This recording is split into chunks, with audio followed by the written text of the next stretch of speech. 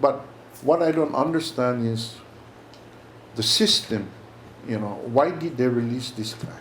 John Mantanotnya is a retired police officer and is now working as a private investigator for attorney David Lujan.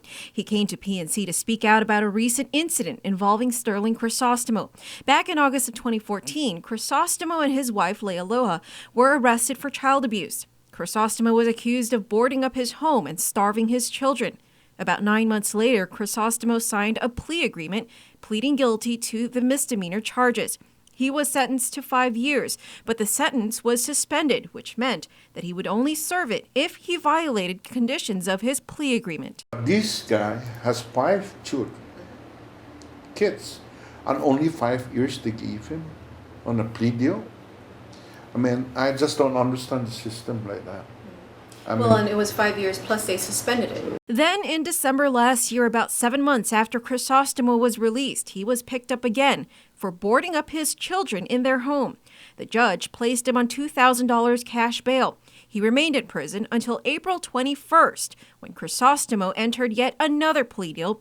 He was released the very same day.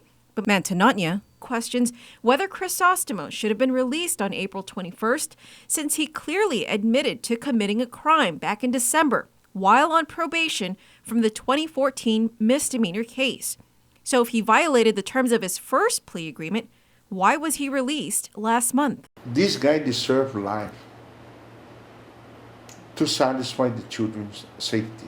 8 days after Crisostomo was released on April 29th, he was arrested once again. Mantanotnya says he's the one who reported Crisostomo to police last week. He says he learned about it through a family member who asked for help because Crisostomo was back at home.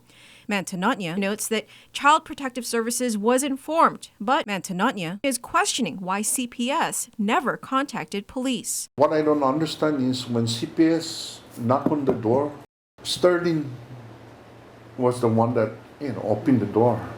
He's there. My question there is, why didn't he detain and call the police? So Mantanotnya says he contacted the probation office, but they wanted him to fill out a declaration before taking any action. So instead, Mantanotnya went straight to the police. I said, Captain Kim, can you help me? Because if nobody can help me, I'm going to go alone. And I don't care whether they arrest me, but I will do something back to that individual just to save the children's safety. Not long after informing GPD, Manglotnya says the Tumon-Tumuning precinct took action. According to police, when they went to the residence, they found Crisostomo inside in the presence of his children.